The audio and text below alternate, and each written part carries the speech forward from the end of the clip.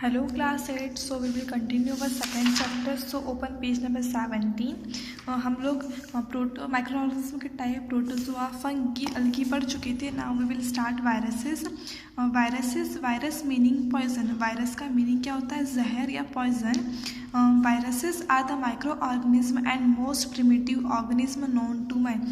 Virus जो है वो माइक्रोस्कोपिक मतलब माइक्रोस्कोप से देखे जाते हैं और सबसे पुराने ऑर्गेनिज्म जिसको कि इंसान जानता है. They show the characteristic of living as well as non living being. ये क्या लिविंग बीइंग और नॉन लिविंग दोनों की कैरेक्टरिस्टिक शो करते हैं. They are so small that can not be seen by a light microscope. ये इतने ज़्यादा स्मॉल रहते हैं, इतने ज़्यादा छोटे रहते हैं कि हम नॉर्मल माइक्रोस्कोप से इनको नहीं देख सकते हैं. They are only visible with an electron microscope. Electron microscope एक स्पेशल टाइप का माइक्रोस्कोप रहता है. हम सिर्फ इसी से वायरस को देख सकते हैं. Viruses do not have a cellular structure like other micro organism. Virus का क्या है और दूसरे माइक्रो ऑर्गेनिज्म की तरह सेलुलर स्ट्रक्चर नहीं रहता है. A virus consist of a single strand of nuclear matter DNA और RNA surrounded by a protein coat. Virus के अंदर DNA और RNA का न्यूक्लियर मैटर रहता है जो कि प्रोटीन की कोट से कवर अप रहता है. दे मल्टीप्लाई और replicate only in the host cell. अब वायरस जो है जो होस्ट सेल रहता है जो कि उससे खाना प्रोवाइड कर रहा है उसी के थ्रू मल्टीप्लाई होते हैं और आपस में डिवाइड होते हैं. मतलब ग्रोथ उनकी डेवलपमेंट उनका होता है. Viruses can be crystallise and stored for many years. हम वायरस को अपने मतलब बहुत सालों तक स्टोर करके रख सकते हैं. Viruses obtain nourishment from their host cell. Virus जो है अपने होस्ट सेल से अपना खाना और नरिशमेंट और न्यूट्रिशन सारा वो लेते हैं. Useful micro organism. अब माइक्रो ऑर्गेनिज्म कौन कौन से यूज़फुल या किस तरह से हम उसका यूज़ करते हैं. Microorganism are useful in the following ways. इस तरह से हमारे लिए यूज़फुल है. फर्स्ट है in food and beverage industries. अब फूड और प्रिजर्वेटिव जो इंडस्ट्रीज जहाँ पे खाना पैक किया जाता है खाना बनाया जाता है तो उस इंडस्ट्रीज में यूज़ करते हैं. In making medicines and vaccines. दवाइयाँ वगैरह वैक्सीनेशन बनाने में यूज़ किया जाता है. इन एग्रीकल्चर खेती में इसका यूज़ होता है. इन क्लीनिंग द इन्वायरमेंट को क्लीन करने में भी इसका इसका यूज़ होता है. तो माइक्रो ऑर्गेनिज्म के इतने सारे यूज़ हैं. नेक्स्ट हम पढ़ेंगे first making curd and cheese. अब हमने का फर्स्ट टॉपिक क्या पढ़ा था कि हम उसका खाना बनाने में यूज़ करते हैं. तो देखिए माइक्रो ऑर्गेनिज्म से कर्ड और चीज़ बनता है. The process by which a microbe breaks down carbohydrate to form acid or alcohol and carbon dioxide is called fermentation. अब एक प्रोसेस जिसमें कि माइक्रोब्स जो हैं वो कार्बोहाइड्रेट को एसिड अल्कोहल या कार्बन डाइऑक्साइड में कन्वर्ट करते हैं उसको हम बोलते हैं फर्मेंटेशन. अब फर्मेंटेशन इट मीन्स क्या होता है जब हम लोग दही जमाते. दही क्या होता है फर्मेंट होता है वो अपने आप को किसी और चीज़ में कन्वर्ट करता है. तो फर्मेंटेशन का मतलब क्या होता है इसी प्रोसेस में कि माइक्रोब जो है वो कार्बोहाइड्रेट को किसी और में कन्वर्ट करता है मतलब खाने को किसी दूसरी प्रॉपर्टी में वो कन्वर्ट करता है. The bacterium lactobacillus is added to milk to convert it into curd. अब एक बैक्टीरिया है जिसका नाम है लैक्टोबैसिलस. इसको ऐड किया जाता है दूध में उस दूध का दही बनाने के लिए. Milk contains a kind of sugar called lactose. अब दूध के अंदर एक प्रकार का शुगर कार्बोहाइड्रेट रहता है उसको हम बोलते हैं lactose. The bacteria convert lactose into lactic acid and दस मेक द मिल्क एसिडिक. वो क्या करता है वो बैक्टीरिया क्या लैक्टोबैसिलस बैक्टीरिया क्या करता है जो लैक्टोज प्रेजेंट है दूध में उसको लैक्टिक एसिड में कन्वर्ट करता है और उसको दही बना देता है. The acidic environment helps milk protein to coagulate and form curd. और जो एसिडिक इन्वायरमेंट है वो हेल्प करता है दूध को दही बनाने में. Yeast is commonly employed in preparing food items like bread, cake, idli, dosa, dhokla etc. अब yeast जो है कॉमनली हम उसका यूज़ करते हैं. yeast भी एक बैक्टीरिया है जिसका हम यूज़ करते हैं ब्रेड बनाने में. केक इडली डोसा ढोकला यदि हम सब चीज़ें बनाते हैं तो ये क्या होती है फ्लफी रहती हैं. तो इसको बनाने के लिए हमें खमीर उठाना पड़ता है. तो खमीर बनाने के प्रोसेस को बोलते हैं फर्मेंटेशन. तो yeast यूज़ किया जाता है यदि हमें ब्रेड केक इडली डोसा बनाना है. Have you noticed the teeny air bubbles in cake, bread and even idlis? This is because the yeast is Duff respires anaerobically and ferment the duff to produce carbon dioxide gas which leaves behind holes as it moves earth. आपने notice किया होगा कि आप जो cake खाते हैं या bread खाते हैं या इडली खाते हैं तो उनमें वो क्या रहता है, बारीक बारीक छेद या हवा मतलब रहते हैं, बबल्स रहते हैं उसमें। तो क्यों रहते हैं? क्योंकि जो यीस्ट है, जो उस बैटर में यीस्ट रहता है वो क्या करता है, और रेस्पिरेशन प्रोसेस करता है, वो भी सांस वगैरह लेता है क्योंकि वो बैक्टीरिया है, वो भी एक लिविंग ऑर्गेनिज्म है। और वो क्या करता है, उस फर्मेंट जो हमने खमीर उठाया है उससे कार्बन डाइऑक्साइड गैस प्रोड्यूस करता है। और जब वो गैस जो है बाहर निकल जाती है तो आप अंदर गैस जब बाहर निकल के अंदर वो होल छेद को छोड़ जाती है, उसको कि हम बबल्स बोलते हैं। द डफ हैंस राइजेस, इस प्रकार क्या होता है, जो डफ है, जो हमारा बैटर है, वो क्या करता है, उठता है। आपने देखा होगा जब आपकी मम्मी इडली बनाती है या ढोकला बनाती है या केक बनाती है तो क्या होता है, बैटर जो है वो फूल जाता है। हम थोड़ा सा बैटर लेते हैं लेकिन वो फूल जाता है। तो किस वजह से फूलता है? वो यीस्ट की वजह से, खमीर उठने की वजह से। Yeast is also used in breweries for making wines by the process of fermentation. In this process,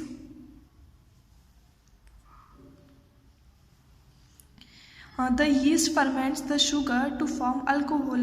आपने यीस्ट का कहाँ यूज़ करते हैं, और हम वाइन्स बनाने की जो इंडस्ट्रीज रहती है जहाँ शराब दारू वगैरह बनती है वहाँ पे भी यूज़ किया जाता है उसको। और इस प्रोसेस में क्या करते हैं, हम यीस्ट को शुगर से अल्कोहल में कन्वर्ट कर देते हैं। The process of fermentation of sugar by yeast is used in the manufacture of alcohol and alcoholic drinks such as beer and wine.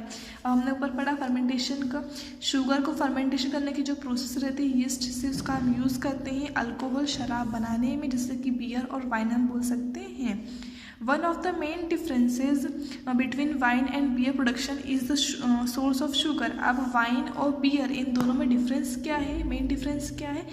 Sugar का सोर्स, कहाँ से हम शुगर यूज़ कर रहे हैं, मतलब कौन सी शुगर कार्बोहाइड्रेट हम यूज़ कर रहे हैं और किस तरह से कन्वर्ट हो रहा है। Wine is prepared by fermentation of sugar in grapes and beer by fermentation of sugar in germinating barley. अब वाइन किस तरह से बनाई जाती है? वाइन को ये फर्मेंट हम किस में करते हैं, शुगर को ग्रेप्स के साथ में, और बियर को बनाते हैं बार्ली के साथ फर्मेंट करके। तो इन दोनों में ये मेन डिफरेंस है।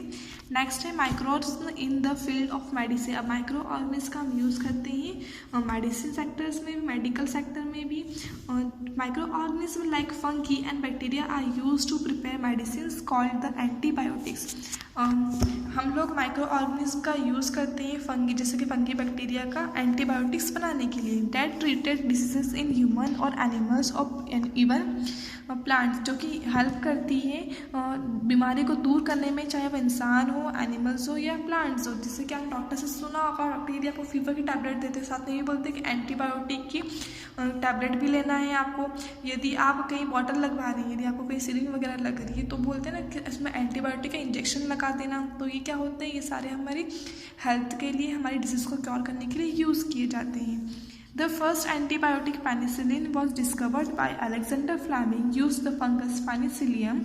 Some other common antibiotics are streptomycin and Terramycin. ये फर्स्ट एंटीबायोटिक जो है पेनिसिलिन किसने डिस्कवर की थी? अलेक्जेंडर फ्लेमिंग ने पेनिसिलियम फंगस यूज़ करके। और दूसरे एंटीबायोटिक एग्जांपल क्या है? Streptomycin and Terramycin. मैक्सिममली ये जो है आपने नाम सुने होंगे जब भी आप लोगों को सिरिंज वगैरह बॉटल वगैरह लगती है तो कॉमनली ये जो इंजेक्शंस हैं ये उस बॉटल में लगाए जाते हैं। मेकिंग वैक्सीन्स, वैक्सीन बनाने में भी हम यूज़ करते हैं। When a microbes enter our body, the body produces specific substance like antibodies that help to destroy the microbe. जब माइक्रोब्स हमारे बॉडी में एंटर करते हैं तो वो बॉडी में क्या करते हैं, कुछ सब्सटेंस प्रोड्यूस करते हैं जिसको हम एंटीबॉडीज़ बोलते हैं, जो कि क्या करते हैं, माइक्रोब को हेल्प कर मतलब डिस्ट्रॉय करने में हमारी हेल्प करते हैं। A person has immunity against a disease when a certain amount of that specific antibody is present in the body.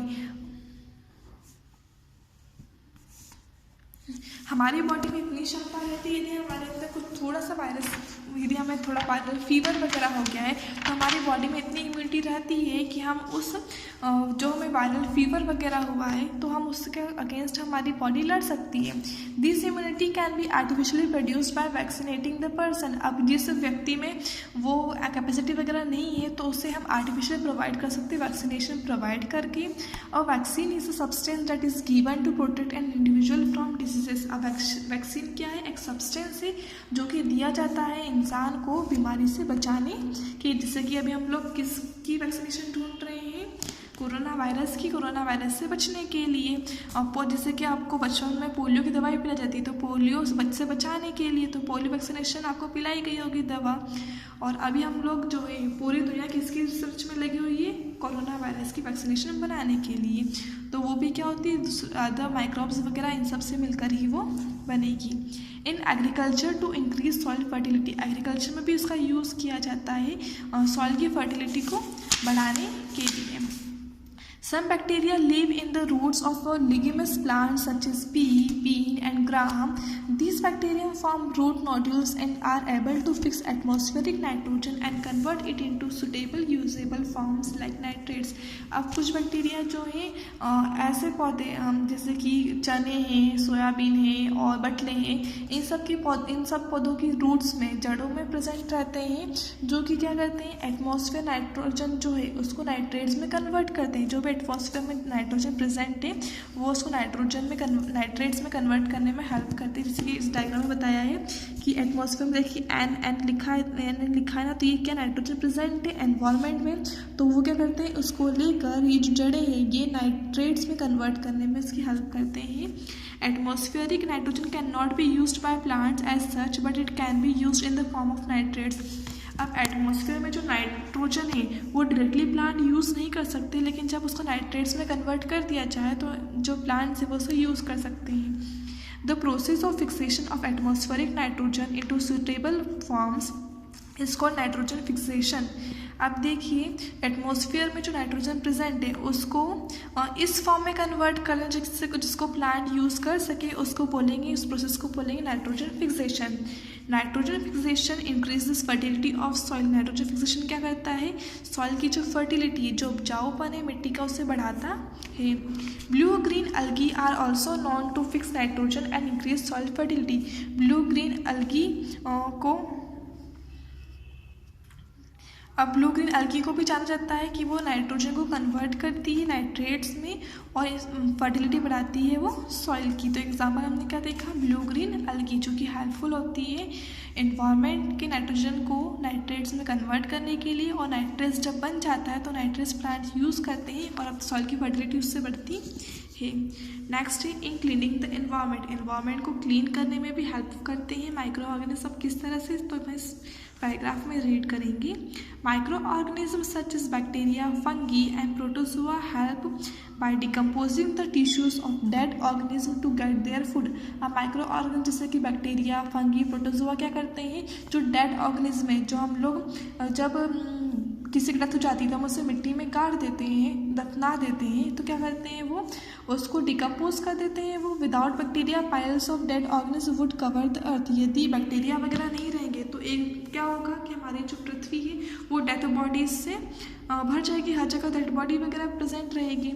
When microorganisms decompose organic matter, they break down plant and tissues, animal tissues into simple substances which are restored to the soil. अब देखिए यदि हम जो dead material वगैरह, dead body वगैरह यदि decompose नहीं होगी तो क्या होता है? उसमें से स्मेल आने लगती है तो हमारा एनवायरनमेंट बहुत ज़्यादा ख़राब हो जाएगा। तो इस तरह से क्या होता है? उसको डिकम्पोज करके माइक्रो ऑर्गेनिज्म एनवायरनमेंट को क्लीन करते हैं। माइक्रो ऑर्गेनिज्म जो है वो क्या करते हैं? ऑर्गेनिक मैटर को ब्रेक करते हैं, मतलब जो प्लांट और एनिमल की जो टिश्यूज़ है उन्हें सिंपल सब्सटेंस में कन्वर्ट करते हैं जो कि सॉइल में फिर से रिस्टोर, मतलब सॉइल के अंदर समा जाते हैं। Thus, the nutrients that were taken from the soil by plants and animals are restored and are used given by living organisms. अब देखिए जो एनिमल्स हैं, जो इंसान है, उन्हें न्यूट्रिशन कहाँ से मिला था? पेड़ पौधों से मिला था। और पेड़ पौधे न्यूट्रिशन कहाँ से लिया था? ज़मीन से लिया था। तो वापस जो है मरने के बाद जो एनिमल्स और इंसान में न्यूट्रिशन कहाँ से कहाँ पहुँच गया? फिर से अगेन वो पहुंच गया फिर से मिट्टी में, तो क्या हुआ, जो साइकिल अगेन चल रही थी, पहले मिट्टी से न्यूट्रिशन लिया पौधों ने, पौधों से लिया एनिमल्स ने, जब एनिमल मर गया तो उसको दफनाया गया ज़मीन में, और ज़मीन में फिर से माइक्रो ऑर्गेनिज्म से वो सारे न्यूट्रिशन लेके किसको दे दिया, ज़मीन को। Bacteria are used in sewage treatment plants to break down plant and animal into sewage. They are also used to make biogas from animal and plant wastes. अब बैक्टीरिया का यूज़ किया जाता है, हम लोग खाद वगैरह बनाने के लिए उसका यूज़ किया जा सकता है। जिस तरह से हम जो पेड़ पौधे वगैरह हैं और जो गोबर वगैरह निकलता है एनिमल्स वगैरह का, उन सब से गोबर गैस बायोगैस बनाई जाती है, तो हम इसका भी यूज़ अच्छे से कर सकते हैं बैक्टीरिया का गोबर गैस बनाकर। नेक्स्ट है harmful microorganism. Microorganism are harmful in many ways. Micro organism जो हमारे लिए बहुत तरीके से हानिकारक हो सकते हैं। Some of the micro organism cause diseases in humans, plants and animals. कुछ माइक्रो ऑर्गेनिज्म जो है इंसान में, एनिमल्स में, प्लांट्स में बीमारी फैलाते हैं। These disease causing microorganisms are called pathogens and are commonly known as germs. ये माइक्रो ऑर्गेनिज्म जो है, जो बीमारी फैलाते हैं, उसको हम पैथोजन बोलते हैं या फिर हम जर्म्स बोलते हैं। जर्म्स कॉमन वर्ड है, आपने कीटाणु सुना होगा, तो इसके क्या माइक्रो ऑर्गेनिज्म होते हैं। सब micro organism spoil food, clothing and even leather. अब कुछ माइक्रो ऑर्गेनिज्म हमारे खाने को, हमारे कपड़े को, इवन लेदर को भी ख़राब कर देते हैं। Let us study more about their harmful activities. आगे हम कुछ और एक्टिविटीज़ के बारे में पढ़ते हैं जो कि हार्मफुल है माइक्रो ऑर्गेनिज्म की वजह से। Disease causing micro organism in human. अब जो बीमारियां होती हैं माइक्रो ऑर्गेनिज्म की वजह से ह्यूमन्स में, हम वो रीड करेंगे। Viruses contain pathogens which are infectious agent that cause disease. Viruses के अंदर क्या पैथोजेंस वगैरह इंक्लूड रहते हैं जो कि इन्फेक्शियस रहते हैं। जैसे कि हम लोग जब छींक रहे हैं तो उसमें भी माइक्रो ऑर्गेनिज्म वगैरह रहते हैं, हमने किसी को टच कर लिया तो वो जर्म्स उसके पास चले जाएंगे और वो भी बीमार हो जाएगा। Pathogens enter our body through the air we breathe, the water we drink and the food we eat. अभी जो वायरस है, जो पैथोजेंस हमारे बॉडी में कैसे एंटर करते हैं, जब हवा से भी, जिससे कि हम सांस लेते हैं, हम जो पानी पी रहे हैं, जो हम खाना खा रहे हैं, तो उससे भी क्या होता है, माइक्रो ऑर्गेनिज्म पैथोजेंस हमारी बॉडी में जाके हमें बीमार कर देते हैं। जैसे कि बोलते हैं ना, खुला खाना नहीं खाना चाहिए, हमें साफ़ पानी पीना चाहिए, तो सारे जो ये जर्म्स वगैरह हमारी बॉडी में इससे एंटर करते हैं। They can also get transmitted by direct contact with an infected person और carried through the an animal. ये हमारी बॉडी में डायरेक्ट कांटेक्ट से भी जाते हैं, जैसे कि अभी कोरोना वायरस जो डायरेक्टली हमें टच करने से फैल रहा है, दूसरे से छूने से फैल रहा है। यदि कोई इन्फेक्टेड पर्सन है, उसके जर्म्स वगैरह उसमें बॉडी में, हमने उसको टच कर लिया तो हमारी बॉडी में भी वो आ जाएंगे। तो इन्फेक्शियस पर्सन को टच करने से भी हमारी बॉडी में डायरेक्टली ये आते हैं। This kind of microbial diseases are called communicable diseases. अब इस प्रकार के माइक्रोबियल डिजीजेस जो कि छूने से फैलते हैं, इसको हम बोलते हैं कम्युनिकेबल डिजीजेस।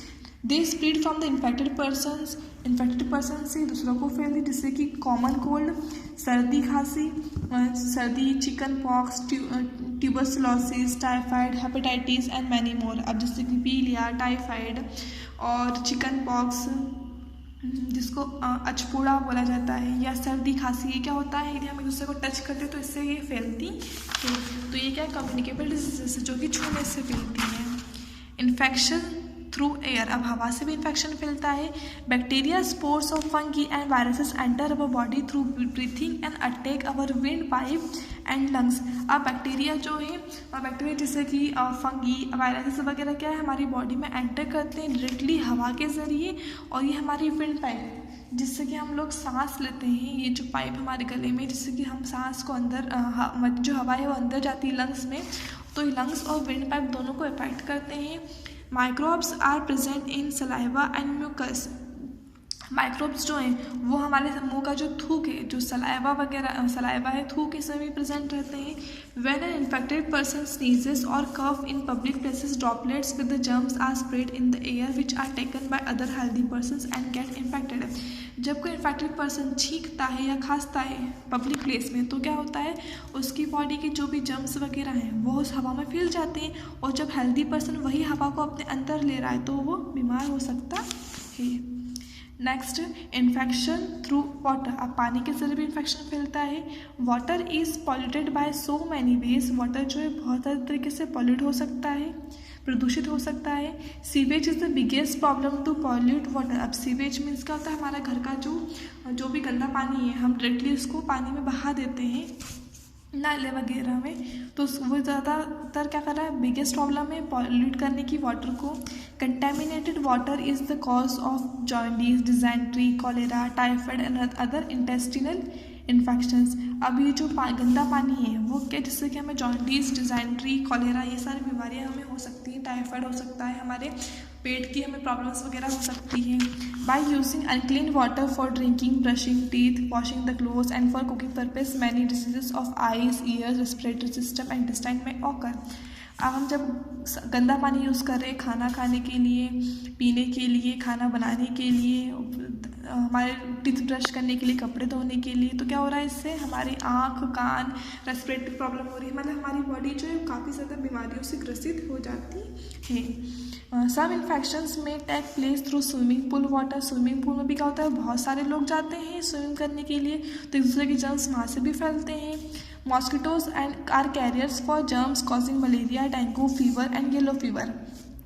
अब मॉस्किटो जो मच्छर हैं वो जहाँ पे जैसे कि जो गड्ढे हैं तो बने हुए पानी के, तो वहाँ मच्छर बहुत ज़्यादा हो जाते हैं, उस मच्छर से क्या होता है, हमें मलेरिया, डेंगू, बुखार या पीलिया भी हो सकता है। Malaria is actually caused by a pathogen called Plasmodium. Malaria जो एक्चुअली एक पैथोजन से होता है, इसको प्लाज्मोडियम बोलते हैं, जो कि एनोफिलस मॉस्किटो से ट्रांसमिट होता है।